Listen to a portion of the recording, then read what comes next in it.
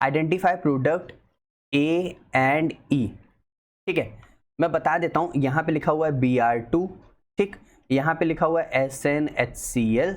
यहाँ पे लिखा हुआ है बेंजीन डायजोनियम क्लोराइड NaNO2 और HCl, यहाँ पे लिखा हुआ है H3PO2 और वाटर, और यहाँ पे लिखा हुआ है KMNO4 प्लस KOH। देखो कुछ चीज़ें तुमको मालूम होनी चाहिए, जैसे मैं बता देता हूँ, अगर हम लोग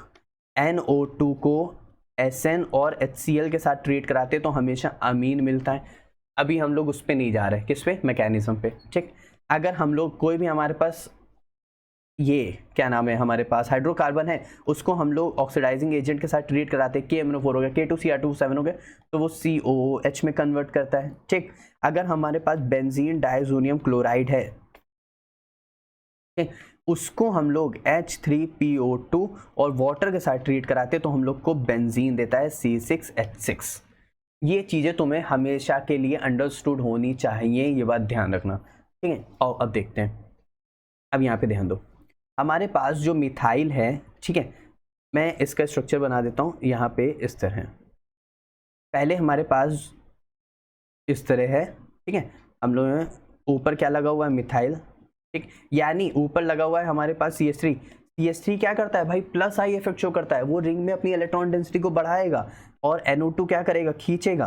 तो NO2 के हिसाब से माइनस चार्ज यहाँ पे आना चाहिए, NO2 के हिसाब से तो यहीं पे आना चाहिए, और जो हमारे पास CH3 रहेगा उसके लिए ऑर्थो पैरा पोजीशन भी, यानी वो रिंग डेंसिटी को क्या करेगा, उसमें इलेक्ट्रॉन डेंसिटी को बढ़ाएगा, ये अपनी तरफ खींचेगा, यानी रिंग के इलेक्ट्रॉन डेंसिटी को कम करेगा, जिसकी वजह से यहाँ पे पॉजिटिव चार्ज क्रिएट होगा, जिसकी वजह से Br2 यहाँ पे इजिली अटैक मारेगा, यहाँ पे बन जाएगा Br। अब समझ आया, तो यहाँ पे ये तो कंपाउंड बन गया, अब इसको नहीं छेड़ना है। अब बाकी NO2 जो है वो Sn और HCl के साथ रिएक्ट कर रहा है, Sn और HCl के साथ, तो यहाँ पे हमारे पास बना देगा, यहाँ पे हमारे पास बना देगा NH2, तो यहाँ से बन गया NH2, ठीक। NH2 को हम लोग ट्रीट करा रहे हैं NaNO2 और HCl के साथ, तो बेंजीन डायजोनियम क्लोराइड की फॉर्मेशन हो जाएगी, तो N2 प्लस Cl माइनस बन जाएगा। अब यहाँ से इसकी रिएक्शन हम लोग करा रहे हैं N2 प्लस Cl माइनस की, किसके, H3PO2 प्लस और HCl, तो यहाँ से क्या बना देगा, बेंजीन, तो HCl निकल गया, ठीक, एसिड के साथ, बाकी बचा हमारे पास N2 गैस रिलीज हो गई, तो H आकर के यहाँ पे जुड़ जाएगा, तो यहाँ से बना देगा बेंजीन, जो कि इस तरह पूरा कंपाउंड। अब इसकी रिएक्शन हम लोग करा रहे हैं, यहाँ से इसको हम हटाते हैं, इसकी रिएक्शन अब हमारे पास हो रही है किससे, KMNO4 के साथ, यानी स्ट्रॉन्गर ऑक्सीडाइजिंग एजेंट के साथ, तो क्या करेगा, मिथाइल को कन्वर्ट कर देगा COOH में, तो हमारे पास COH भी है, Br भी है और H भी। अब देखते हैं, देखो हमारे पास पहला वाला जो कंपाउंड बन रहा था वो हमारे पास मिथाइलोब्रोमीन बन रहा था, तो मिथाइलोब्रोमीन हमारे पास सेकंड में है, ठीक है, इसमें फिर हमारे पास उसका बन रहा है A, और हमको बस खाली A और E देखना है, अच्छा ठीक है, तो हमारे पास ये रहा, लेकिन हमको CO चाहिए, तो यानी हमारे पास ये रहा